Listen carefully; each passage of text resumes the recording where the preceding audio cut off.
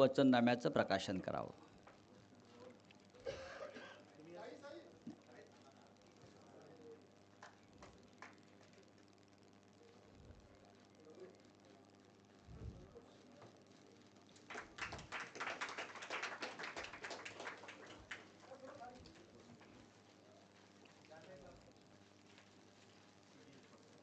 धन्यवाद. जय महाराष्ट्र. आता मला असं वाटतं की राजसाहेब राजसाहेब सुरुवातीला त्यांचं निवेदन करतील आणि त्यानंतर आपण उद्धवजींकडे माईक देऊ.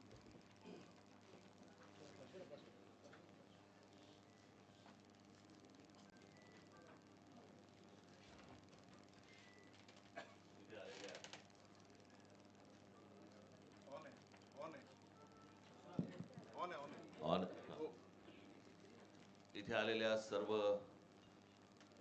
पत्रकार बांधवांचं भगिनींचं मी इथे स्वागत करतो.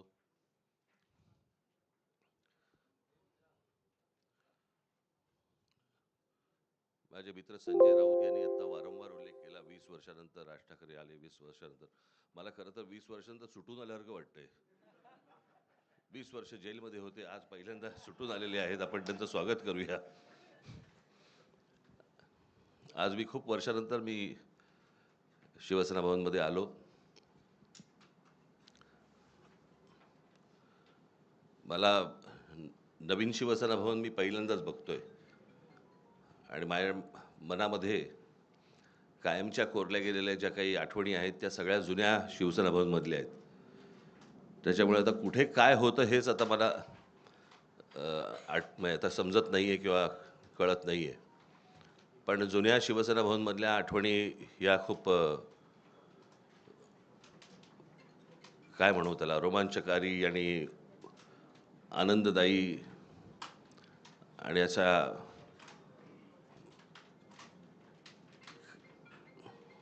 त्या आठवणींना म्हणजे मी तुमच्यावर जर बसलो तर इतक्या गोष्टी मला तुम्हाला सांगता येतील पूर्वीपासूनच्या. म्हणजे त्या 77 साली मला असं वाटतं शिवसेना भवन झालं आणि 77 सालीच त्यावेळेला ती जनता पक्षाचं सरकार आलं होतं आणि मग इथून तिकडे ती सभा ह्यांची आटपल्यानंतर इथे शिवसेना भवनवरती दगडफेक झाली होती. त्यावेळेला काय काय झालं तेव्हापासूनच्या त्या सगळ्या जुन्या आठवणी आहेत. पण आता मी त्या आठवणीमध्ये रमत नाही. आज इथे शिवशक्तीचा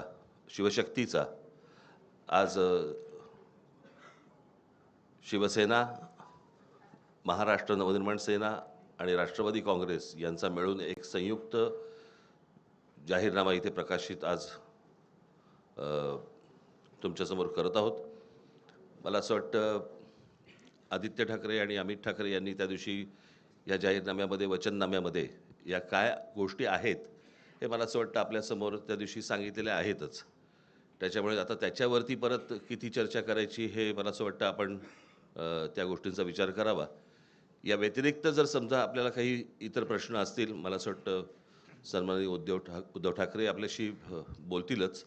परंतु त्यानंतर जे काही आपल्या मनामध्ये काही प्रश्न असतील ज्याची उत्तरं आम्ही देऊ शकत असू तर आम्ही जरूर देऊ. तर आम्ही जरूर देऊ. धन्यवाद.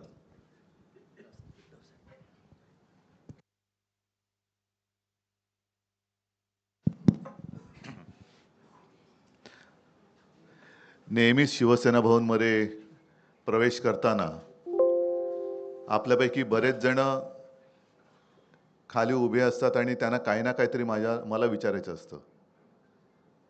पण आज गाडीतून पाऊल बाहेर टाकल्यानंतर ते आत्तापर्यंत 20 वर्षानंतर शिवसेना भवनमध्ये येत आहेत, दोन भाऊ एकत्र येत आहेत. आपल्याला काय वाटतं, कसं पाहता आपण याच्याकडे? म्हटलं अरे येऊ तर दे, मग पाहतो ना. साहजिकच आहे, आनंद आहे. एक संपूर्ण महाराष्ट्रामध्ये नवं चैतन्य सळसळतं आहे आणि आज आपल्या सर्वांसमोर शिवशक्तीचा वचननामा आम्ही जनतेच्या चरणी सादर करतो आहोत. या शिवशक्तीमध्ये शिवसेना आहे, महाराष्ट्र नवनिर्माण सेना आहे, शरद पवार साहेबांचा पक्ष जो त्यांचाच ओरिजिनल आहे, राष्ट्रवादी आहे, त्यांच्याकडनं विद्याताई आलेल्या आहेत आणि त्यांचे सुद्धा प्रतिनिधी, म्हणजे असं नका विचारू की राष्ट्रवादीकडनं कोण आलेले आहे की नाही, आलेले आहेत. आणि हा वचननामा आपल्या माध्यमातून जनतेच्या चरणी सादर केलेला आहे. बोलण्यासारखं बरंच काही आहे. आपल्या प्रश्नातनं जसं राज म्हणाले तसं आम्ही उत्तर देऊच. पण एकूणच जी काही आता झुंडशाही, याला लोकशाही म्हणता येणार नाही. आपल्या देशातली लोकशाही संपून झुंडशाही सुरू झाले असंच आता वातावरण आहे. म्हणजे आम्ही त्यांची मतचोरी पकडली. मतचोरी पकडल्यानंतर हा तो लाईट जरा बंद कर. मतचोरी पकडल्यानंतर त्यांनी आता उमेदवारांची पळवापळवी सुरू केली. साम दाम दंड भेद, म्हणजे एवढे निगरगट्ट आणि कोडगे राज्यकर्ते यापूर्वी महाराष्ट्राला तरी लाभलेले नव्हते. कल्याण डोंबिवली असो, ठाणे असो, बिनविरोध निवडणूक करून घेण्याची ही जी काय प्रक्रिया ते राबवत आहेत, हा लोकशाहीचा आणि जनतेचा अपमान आहे. काल परवापासून राहुल नार्वेकर, मी मुद्दामून नावानिशी बोलतो कारण विधानसभा अध्यक्ष हे विधानसभेत असतात, त्यांचा अधिकार हा सभागृहात असतो. सभागृहाच्या बाहेर ते राहुल नार्वेकर आहेत आणि तिथले आमदार आहेत. एक आमदार आपल्या अधिकाराचा दुरुपयोग करून दुसऱ्या म्हणजे जनतेवरती दमदाटी करतोय, त्यांचं संरक्षण काढून घेण्याचा आदेश स्वतः संरक्षणात राहून करतोय. माझं तर मत आहे हा विषय गांभीर्याने निवडणूक आयोगाने घ्यायला पाहिजे आणि तत्काळ अध्यक्षांना निलंबित केलं पाहिजे.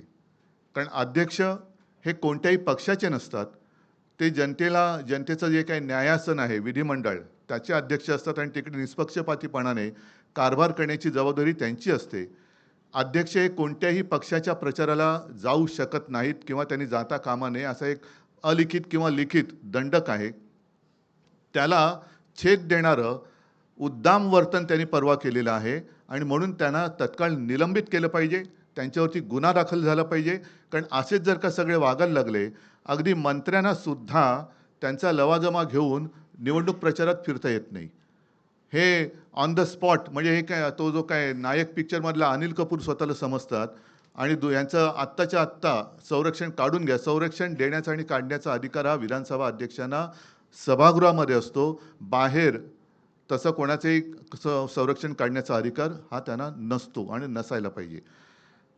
एकूण काय की निवडणुकीमध्ये दमदाटी करून जिथे जिथे बिनविरोध निवडणुका झाल्यात, हे मला असं वाटतं निवडणूक आयोगाचं थोडंसं नाटक आहे की त्यांचा निकाल त्यांनी राखून ठेवलेला आहे. शेवटी ते त्यांच्याच वळचणीला जाणार आणि ते जाहीर करणार, पण तिथल्या मतदारांना मतदानापासून त्यांनी वंचित ठेवलेलं आहे.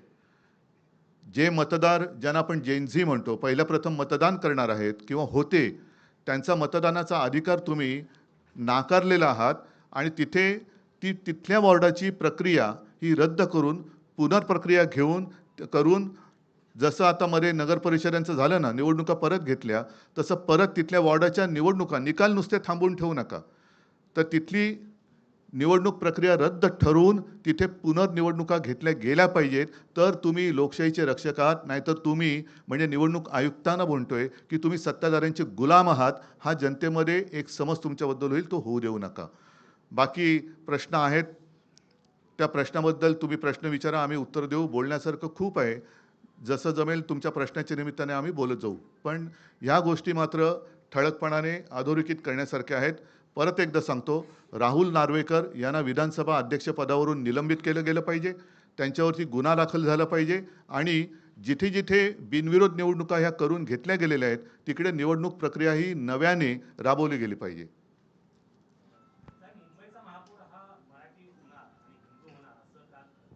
मला असं वाटतं की त्यांनी हा जो काही विचार सुरू केला, काल एक त्यांचा कुठला रे वरळीला डोम, तिथे सगळे डोमकावळे जमले होते आणि तिथे मी डोमकावळे एवढ्यासाठी म्हणालो, जे मराठी होणार हिंदू होणार म्हणतायत ते शिवसेनेतलेच बरेचसे गद्दार तिकडे गेले होते. ते कोण आहेत धर्माने? ज्यांना शिवसेनेने मोठं केलं ते धर्माने कोण आहेत? मुंबईचा महापौर हा मराठीच होणार. आत्तापर्यंत हा मराठीच शिवसेनेने महापौर केलेला आहे, पण भारतीय जनता पक्ष आमच्यासोबत असताना त्यांनी उपमहापौर काय केले होते हा त्यांनी स्वतःला प्रश्न विचारावा. मुख्यमंत्री असं म्हणतायत की त्यांनी महायुतीने केलेल्या प्रकल्पांचं श्रेय चोरलं जातंय आणि ते लोकांसमोर मांडलं जातंय. हा प्रश्न एक चांगला आहे. आम्ही साधी साधी कामं केलेली आहेत. आम्ही मुंबईमध्ये 25 वर्ष खूपच साधी कामं केलेली आहेत आणि आम्ही ते होर्डिंगवरती दाखवतोय आता. होय, हे आम्ही केलं. ह्याच्यामध्ये काय आहे की साधं कोस्टल रोडचं काम केलेलं आहे, साधं मध्यवैतरणा धरण बांधलेलं आहे, कोरोनामध्ये साधी साधी कामं केलेली आहेत. त्यांनी आमच्या छोट्या कामांचं श्रेय घेण्यापेक्षा त्यांनी जी काही कामं केलेत, म्हणजे मोदीजींनी कैलास पर्वत बांधलेला आहे, स्वर्गातून गंगा त्यांनी आणलेली आहे, अरबी समुद्र इंडियानी केलेलं आहे, ही कामं त्यांची मागे पडत आहेत. तर आम्ही केले. आता म्हणजे मी येताना पाहिलं, जो रिगलच्या इथे हिंदू हृदय सम्राट शिवसेना प्रमुखांचा पुतळा आहे, जी जागा आम्ही सिलेक्ट केली, तो पुतळा माझ्या देखरेखीखाली तयार झाला, त्याचा संपूर्ण खर्च आम्ही केला, तेही श्रेय मिंदे घेतोय. तर आमची छोटी छोटी कामं आहेत, पण केवढी मोठी कामं तुम्ही केलेत. कैलास पर्वत मोदीजींनी बांधले, का नाही तुम्ही सांगत? गंगा मोदीजींनी स्वर्गातून आणली पृथ्वीवरती, हे तुम्ही का नाही सांगत? अरबी समुद्र देवेंद्र फडणवीस आणि मिंद्यांनी केलं. ज्या अरबी समुद्रात शिवस्मारकाचं जलपूजन मोदीजींनी केलं होतं, ते पाण्यातलं शिवस्मारक काढणार कधी बाहेर? समुद्र मंथन हे सुद्धा त्यांनीच केलं होतं. त्याच्यामुळे समुद्र मंथन करून ते शिवस्मारक त्यांनी बाहेर आणावं, जसं अमृत आणलं तसं. आमची छोट्या कामाची काय तुम्ही श्रेय घेताय?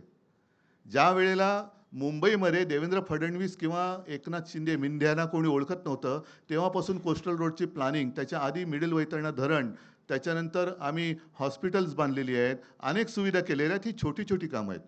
त्यांनी केलेली मोठी कामं आहेत. परत एकदा सांगतो, मोदीजी कैलास पर्वत बांधलेला आहे, स्वर्गातून गंगा मोदीजीने आणली, अरबी समुद्र या मिंद्याने आणि गद्दारीने केलेलं आहे निर्माण, तर ते श्रेय त्यांनी घ्यायला पाहिजे.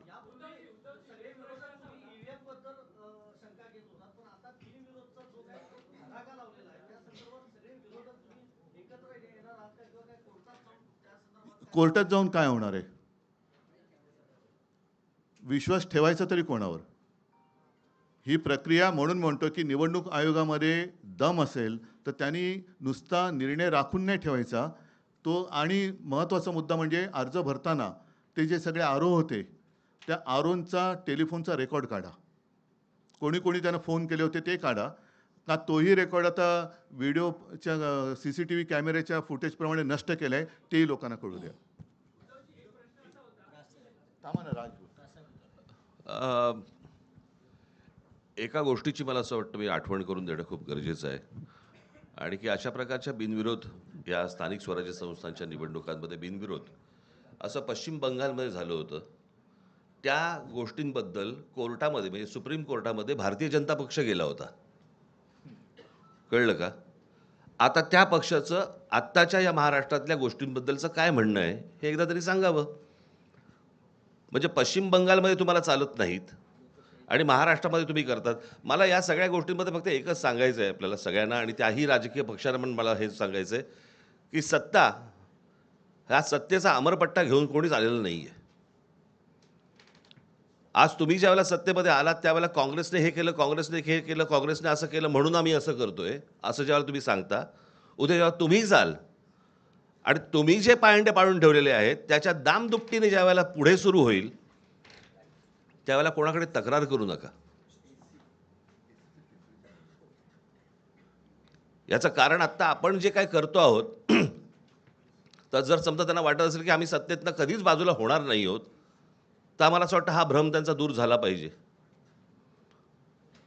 आणि उद्या ज्या वेळेला सत्ता परिवर्तन होईल आणि ज्या वेळेला दुसरे येऊन ज्यावेळेला याहून वाईट ज्यावेळेला होईल त्यावेळेला आपण काय करणार आहोत याचा विचार मला असं वाटतं सत्ताधाऱ्यांनी त्यावेळेला करणं गरजेचं असतं.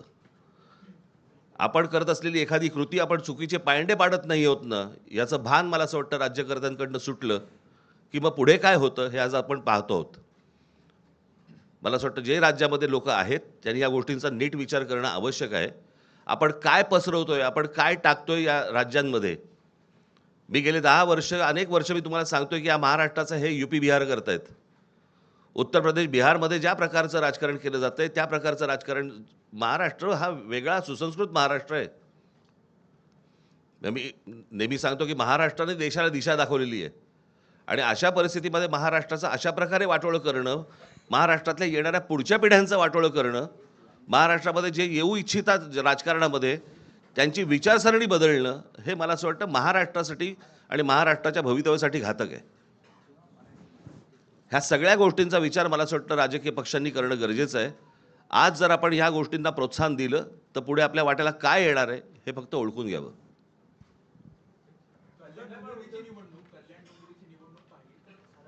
नाही, एकच सेकंद जरा मध्ये मी थोडंसं काल मुख्यमंत्री बोलले, कारण मुंबई महापालिका ही एकमेव महापालिका होती असं आता म्हणावं लागतं की जिच्या मुदत ठेवी 92,000 कोटीपर्यंत आम्ही नेऊन दाखवल्या होत्या.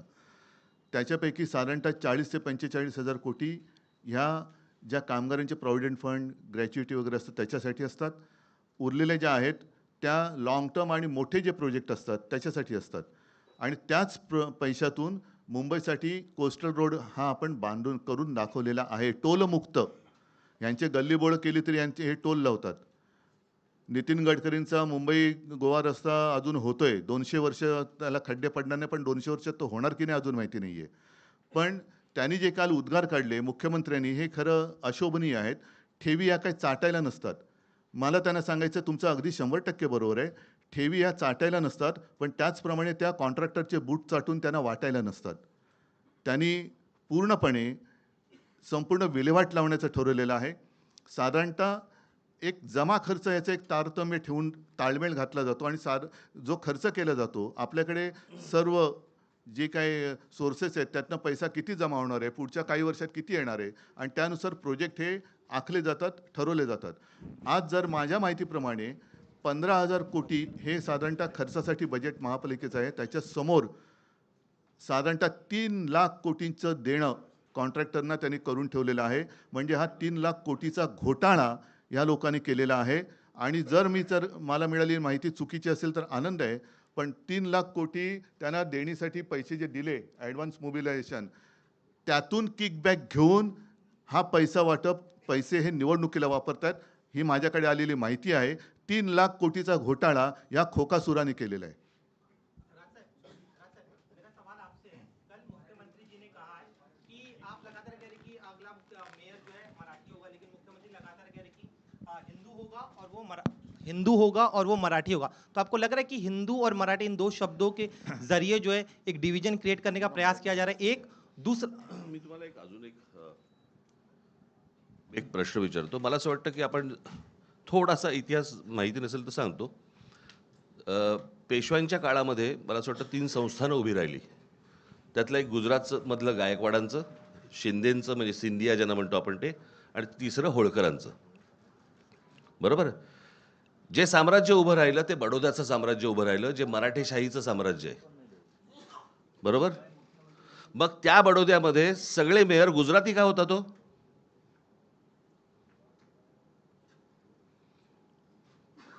हा महाराष्ट्र आहे. महाराष्ट्रामधल्या प्रत्येक शहरामधला महापौर हा मराठीच होणार. इथे कसलं हिंदू मराठी करताय तुम्ही?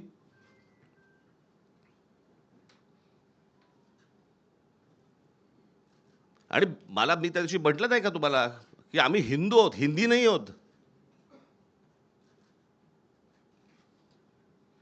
तुम्हाला महाराष्ट्रातल्या या शहरांमध्ये मराठीचा मान हा तुम्हाला राखलाच पाहिजे.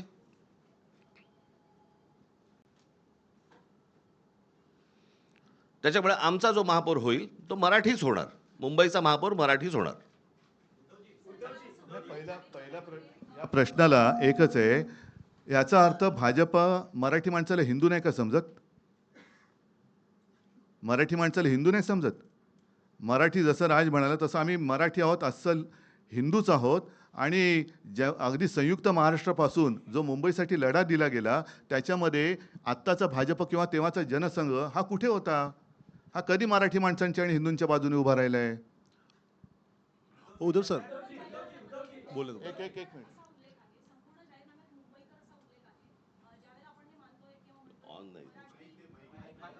नाही तो त्यांचा माईक आहे.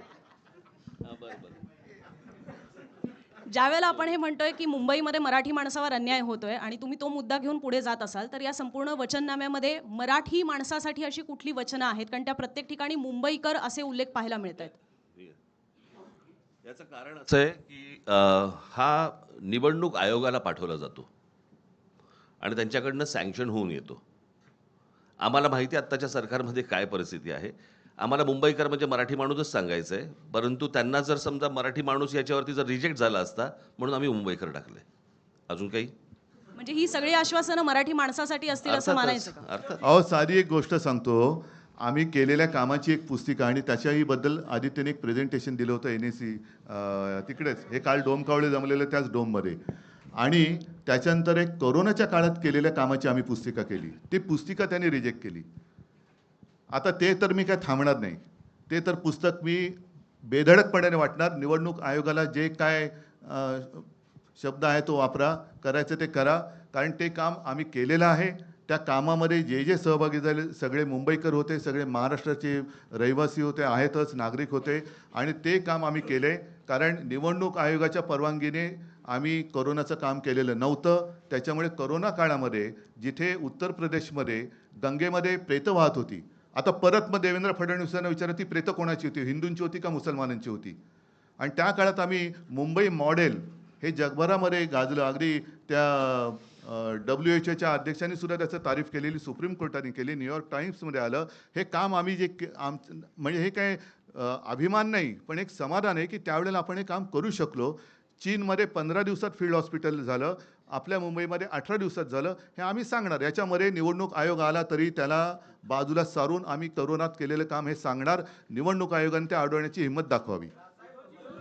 सर एक प्रश्न असा आहे, इकडे बोलतोय, इकडे एक प्रश्न असा आहे की जो जाहीरनामा करत आहात त्यामध्ये जे विविध विकास कामं आहेत ते करणार असल्याचं सांगितलं जात आहे, परंतु मुंबई अधिनियम 1988 नुसार काही कामं जी आहेत ते ऑलरेडी महापालिकाच करत आहेत आणि जे काही नवीन कामं करायची आहेत त्यासाठी राज्य सरकार, केंद्र सरकार यांची परवानगी लागते. त्यामुळे तुमचं बहुमत आल्यानंतर जे विकासाची कामं सांगितली आहेत ती कशा प्रकारे होणार? कारण राजकारण आता कसं झालं आहे हे बघितलं आहे.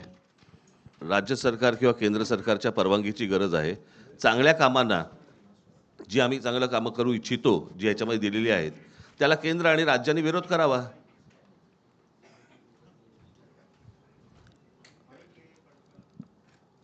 समजलं का की इकडे तिकडे बघत होतस तू? प्रश्न विचारता आणि इकडे तिकडे बघत बसता रे, स्वतःही ऐकत नाही. उद्धवजी एक प्रश्न आहे. थांब रे जरा थांब, कुठे चाललोय का? अरे एक मिनिट, त्याला तुला मी काय बोललो हे समजलं का? हां हां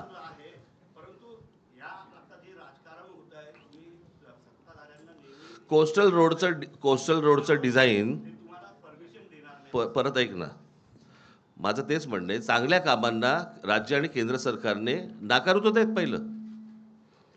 हे तुमच्यासमोरच येईल ना की आम्ही ह्या योजना करायचं म्हणतोय, ह्याच्यासाठी राज्याची किंवा केंद्राची परवानगी पाहिजे आणि हे नाही देत आहेत. कळलं? बघू. उद्धवजी थांब ना जरा थांबा ना रे.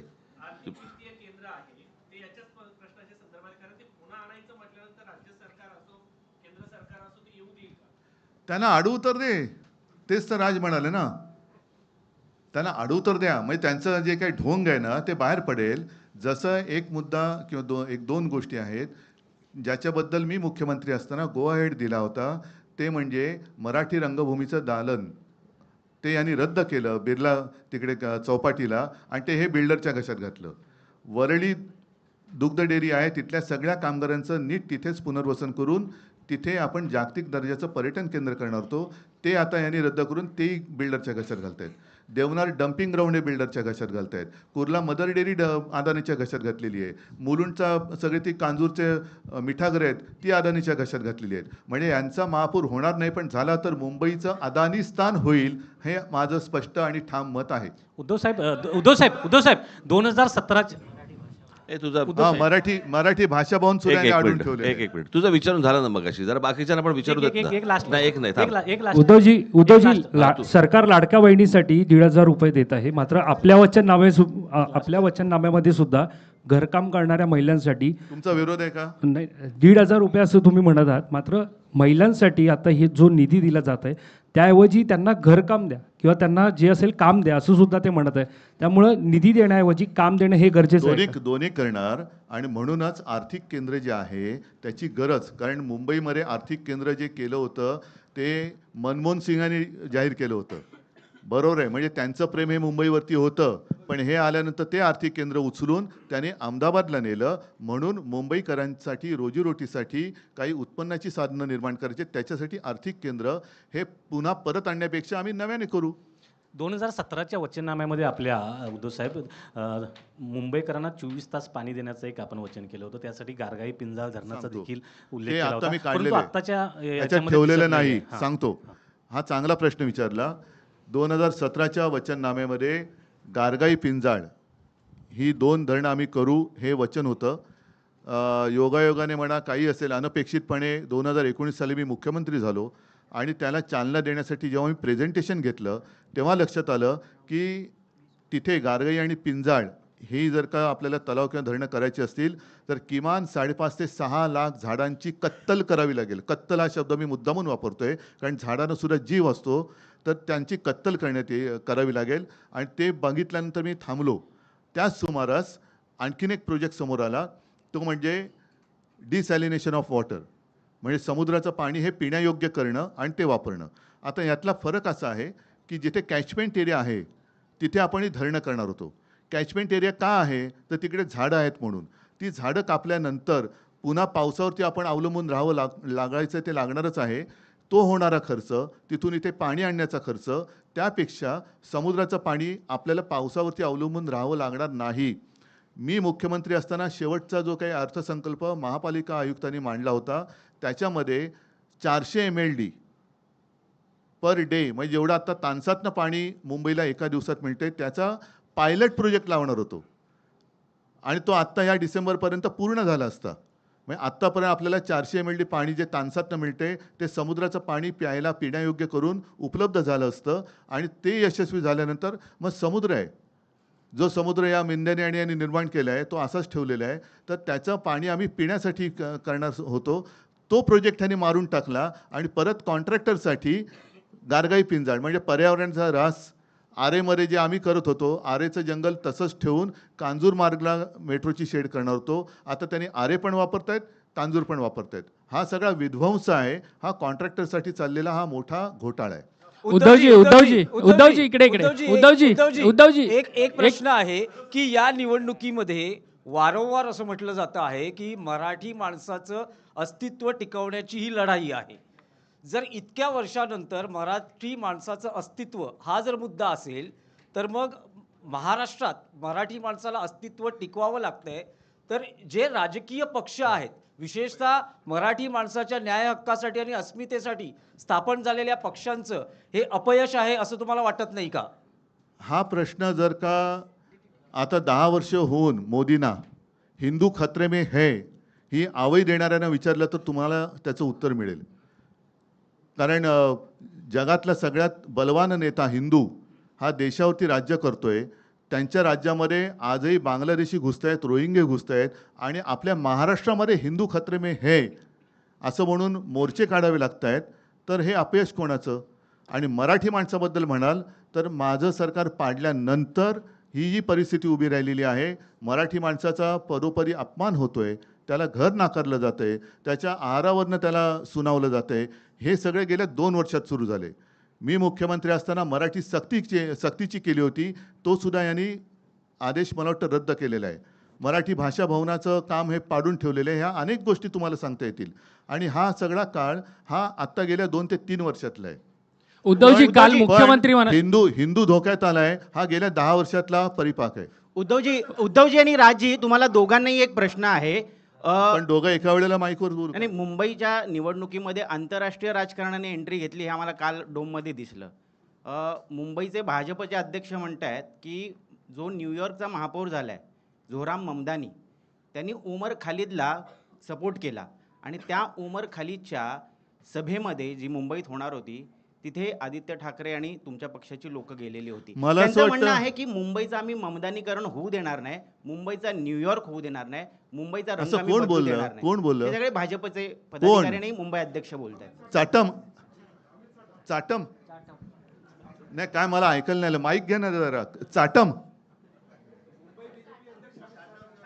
उद्धवजी, मुंबईची निवडणूक आली की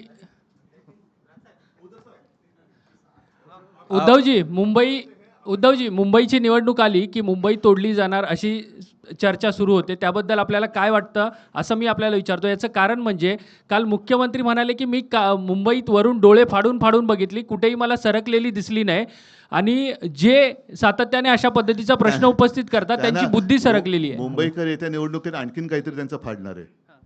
दुसरा मला राज ठाकरेंना एक प्रश्न विचारायचा आहे. राजसाहेब, काल मुख्यमंत्र्यांनी थेट असं म्हटलेलं आहे की हिंदुहृदय सम्राट बाळासाहेब ठाकरे यांच्या कृतीचा जर वारसा कोणी चालवत असेल तर ते एकनाथ शिंदे चालवतात आहे. याबद्दल आपल्याला काय म्हणायचं आहे? ढाण्या वाघ असं देखील म्हणाले. राजसाहेबांकडून उत्तर अपेक्षित आहे. ठाण्या पण नाही तर ढाण्या कुठून येणार? मला उद्धव अरे थांब, राजला विचारलं.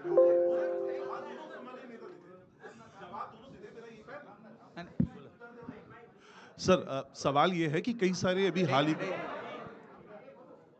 आम्ही उत्तर द्यायची नाही, तुम्ही प्रश्न विचारत राहा. तुझं झाला, तू विचार. काय झालं? हा बोल. धान्या वाघ जे म्हटलं मी हसलो नाही करता.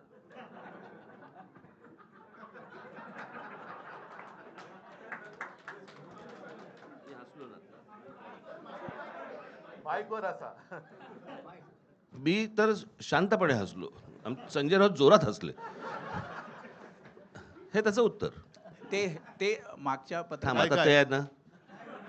ऐका, एकच विनंती आहे की या सगळ्या फालतू विषयाचा मुंबईकरांच्या जीवनाशी काहीही संबंध नाही. त्याच्यामुळे माझं म्हणणं आहे की मुद्द्यावरती त्यांनी बोललं पाहिजे. आम्ही मुद्द्यावरती बोलतो. ममदानीबद्दल त्यांनी मोदींना विचारलं पाहिजे, कारण ते नवाज शरीफचा केक खाऊन आलेले. त्याच्यामुळे मोदी तिकडे जात येत असतात, आम्ही जात येत नाही आहोत. तर त्याचा आणि मुंबईशी काही देणं घेणं नाही आहे. मुंबईकरांसाठी आम्ही जे केलेलं आहे त्याच्यावरती बोला. ते जर काही करू शकत असतील तर त्याच्यावरती बोला. या फालतू बाजपळ त्यांच्या प्रचारामध्ये मुंबईकरांना काही मिळणार नाही. उद्धव सर इसी सवाल मी एक प्रश्न तुम्हाला तुम्हालाच विचारतो. पुढे पण काय काय गोष्टी ऐकायच्या आहेत ना रे तुम्हाला? आज 5 किती तारीख आहे? आज 4 तारीख आहे. अजून पुढे पण आहेत, पुढे सभा आहेत. सभांमधनं पण तुम्हाला अनेक गोष्टी ऐकायला मिळणार आहेत. एकाच पत्रकार परिषदेमध्ये सगळेच जर प्रश्न तुम्ही विचारायला लागलात, कशासाठी करताय ते? आज त्या वचननाम्याचं मला असं वाटतं आज जाहीर करणं होतं, तेवढ्यापुरता तो विषय ठेवा. बाकीच्या अनेक प्रश्नांची उत्तरं तुम्हाला मला असं वाटतं सभांमधनं मिळतील. ठीक आहे? धन्यवाद. जय हिंद, जय महाराष्ट्र.